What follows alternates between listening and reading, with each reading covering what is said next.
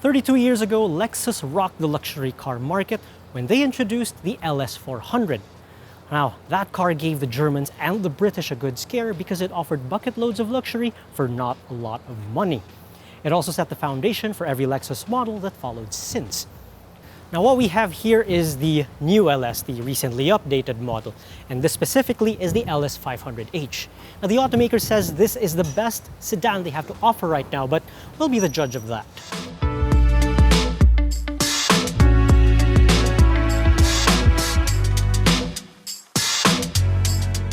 Now, we kick things off here at the front and the most controversial bit of design of this car, the grille. Now, say what you want about it, whether it's positive or negative, it's already done its job. You ended up talking about it. But I have to say, for a car this big, it kind of works. And after all, cars as big as this and luxury limousines, well, they require a bit more road presence when they're cruising about. Now, the design tones down a little bit when you get to the sides. Now, you'll see gentle curves down the flanks here, and it's complemented by a few rakish angles in other parts of the car. Now, you'd be able to see that more if it came in a brighter color, but I have to say that this shade of deep blue mica suits the car very well. I also have to say that it's a pretty long walk to get from the front all the way here to the back because it's 5.2 meters long from bumper to bumper. But over here at the back, it's all about lines, slashes, and curves, just like the front end. Now, nobody would ever call this a conservative look, especially with some applications of flame surfacing, especially on the trunk. All in all, it's a pretty risky and bold design decision for Lexus to give the LX this kind of look, especially when you compare it to its predecessors.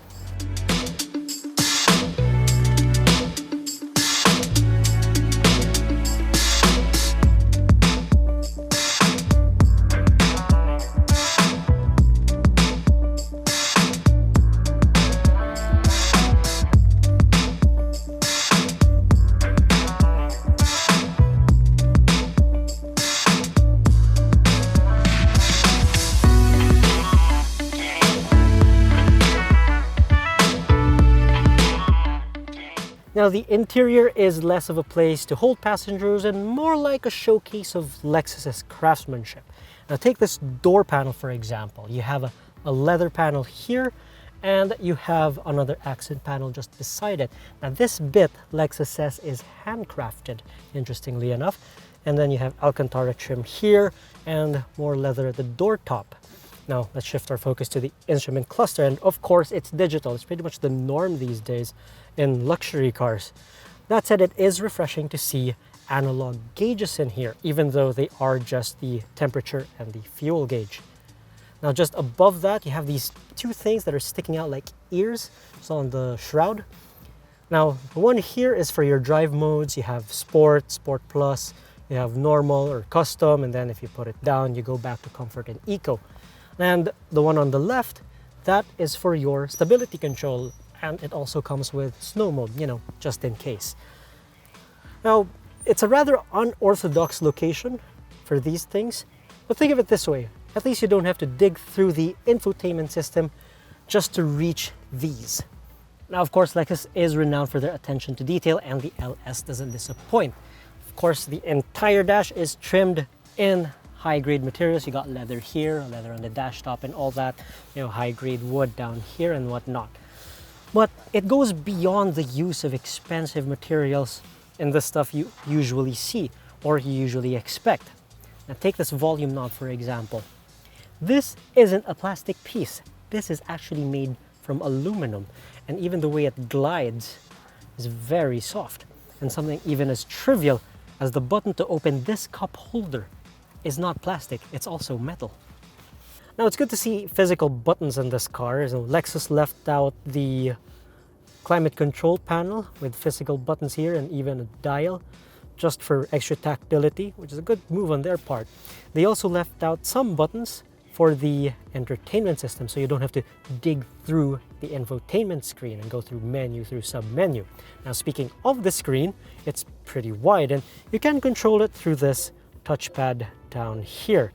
Now, I will admit there is a bit of a learning curve when you're using this, and it is very difficult to use when you're driving. Now, thankfully, Lexus has solved that by allowing a touch function for the screen. Now, the mouse pad was a sore point in the old LS, and thankfully Lexus has rectified that since. Now, other neat features, you have something called a dual or a split screen mode. So what you could do, you can have your entertainment options on one side and your vehicle information or your fuel economy on a different side. So that's actually a very, very good thing to have. Now, given that almost everything is digital in here, Lexus still kept one thing analog in the center stack, and that's the clock. Again, it seems to be a trend in ultra luxury cars, and well, Lexus is just following the trend here. Still, it's a pretty good looking face, don't you think? And if you must know, this comes standard with Apple CarPlay and Android Auto, as you expect from a car that costs as much as a pretty nice house. Of course, the reason why anyone would consider a car like this is for the rear seat accommodations. So, Mr. or Mrs. or Miss CEO, what is it like back here? Well, there's stacks of room. I'm practically stretched out back here. And I know I make every car look spacious because of my height, but trust me, this is acres and acres of room. Now, what's even more surprising is the headroom, because given that it's got a sloping roofline, it's actually pretty good in here. Now, as I mentioned, the seats do move about. Now, thanks to this touch panel here, you can adjust the seat backs, the cushion down here, and even the lumbar support. You can also move the front seats forward for more room. Also housed within the screen is the climate control system for the rear passengers, as well as the seat ventilation. Yes, this car does have vented seats even at the back. And for the full VIP experience, you get sunblinds too. Now, the LS500 also has a pretty neat trick here at the back. Now, right now the seats are in their most relaxed position, but if you're going to open the door, like now, you can see that it's going back to its most upright position for a more dignified exit. And now for the trunk, and of course you can open it by swinging your foot underneath, as you would expect. I'm gonna keep this short. Now, the trunk isn't that big. It only carries 440 liters, but there is a reason for that. Because this is a hybrid, there is a huge battery pack over there, and it eats up a lot of the space. But still, 440 liters, and it's a pretty wide area. Well, you could fit a couple of golf bags in there. But if you want a larger cargo area and you still want an LS, you're gonna have to go for the non-hybrid version.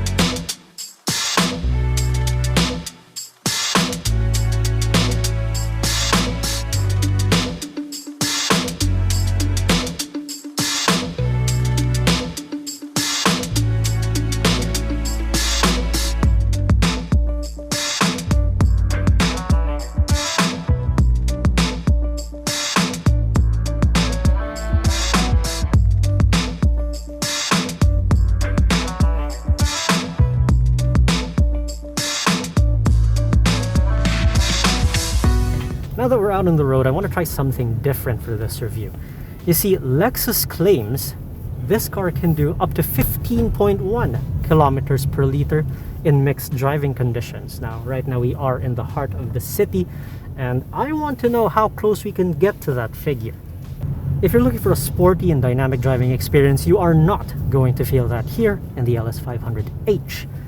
Instead, this car isolates you from the road instead of involving you in the driving experience. Now, because of that, some people will say, you know, it's not the sharpest car to drive in its class, but you know what? It doesn't really matter. Let's face it, people who buy this sort of thing, well, they don't really care if it, you know, can do a fast lap time around Clark or the Nürburgring or any of that. They want something that will soothe them after a long and busy day running a conglomerate. And that is exactly what the LS500H delivers. Smooth and serene driving experience, helped by that hybrid drive system. Everything is very quiet and it just shuts out all the outside noises. But when push comes to shove, the LS500H handles quite decently. And it's not bad for a 5.2 meter long, 2.3 ton leather-lined luxury yacht. Then again, if you're buying a Lexus LS500H for its driving capabilities and dynamics, well, it's sort of like asking a Supra and rating it based on its cargo capacity. It just doesn't work here. And well, let's face it, a car like this is best experienced from the back seat. Now this is more like it. But then again, you're going to be comfortable in the LS no matter where you're seated, whether at the front or at the back. But personally, this is a much better backseat experience. Now it's going to be comfortable because you expect it to be that way. It's got air suspension after all. However, I have to point out that it occasionally gets caught out by sudden bumps and ruts. But of course, it's not enough to send a shockwave up your spine. From back here, body motions are kept to a relative minimum. You're going to feel a bit of wallow, but not too much of it. As for the seats themselves, these 22-way seats, adjustable seats, well, they're great at coddling the passengers here. I mean, I'm also surrounded by acres of leather and rich feeling materials, making me feel like $1,000,000. But then again, this car, well, is well more than $1,000,000. Now you have the ventilated seats to keep you cool and multiple air conditioning vents to beat the heat no matter how hot it gets outside. You're also surrounded by a rather decent audio system.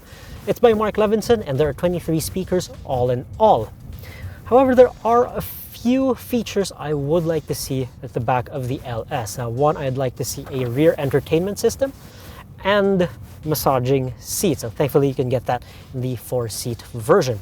Another feature you can get on the 4-seat ottoman seat with leg rests that go up. As for performance, well, these are the headline figures. The 3.5-liter V6 at the front makes 299 horsepower and the electric motor puts out 180 horsepower.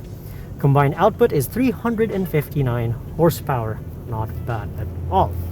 But this car wasn't made for stoplight drag racing. And yes, this car can do 0 to 100 in 5 and a bit seconds. But the reason why Lexus put a V6 in front is not necessarily for performance, but for refinement. A 6-cylinder will always run smoother than a 4-cylinder. And besides, if you want to hoof it, you don't want a 4-cylinder screaming at the front. You want a nice and smooth, buttery V6 thrumming from the front. Now, adding to the smooth driving experience is this transmission. Now, this is probably the biggest car I know with a CVT. Yes, this luxury limo has a continuously variable transmission. And before you have a moan about it, I have to say this doesn't act like a conventional CVT. It doesn't scream or sound like a strangled cat when you're stepping on it. Instead, it's a nice, quiet experience. It's like basically the whole experience of this car.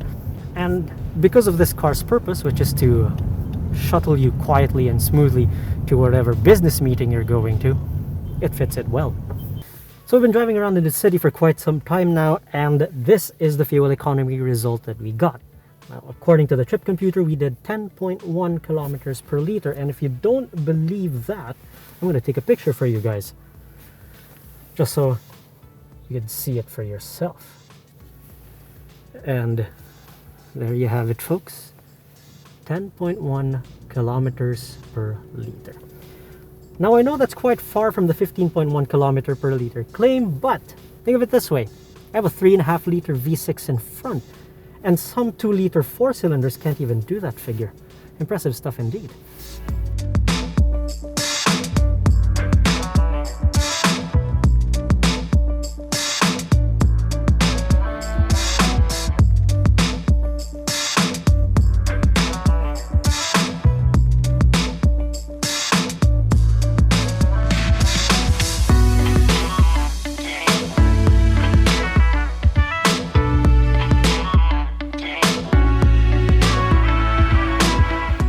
A car like this is never going to be a rational or logical choice. Luxury cars, for the most part at least, are purely emotional purchases.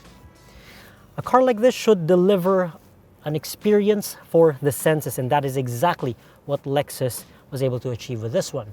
Now, sure, it's not the most exciting car behind the wheel and all that, but if your definition of a perfect car is all about quiet and serene cruising, all in the lap of luxury, this LS500H with the hybrid system fits the bill quite perfectly. And it should be a great car too, because at 9,238,000,000 pesos, well, it better be worth every penny. Now, this has been Anton Andres from AutoIndustriya.com. If you enjoyed this review, don't forget to subscribe to our YouTube channel, and while you're at it, you could like us on Facebook and follow us on Instagram and Twitter as well. Thanks for watching.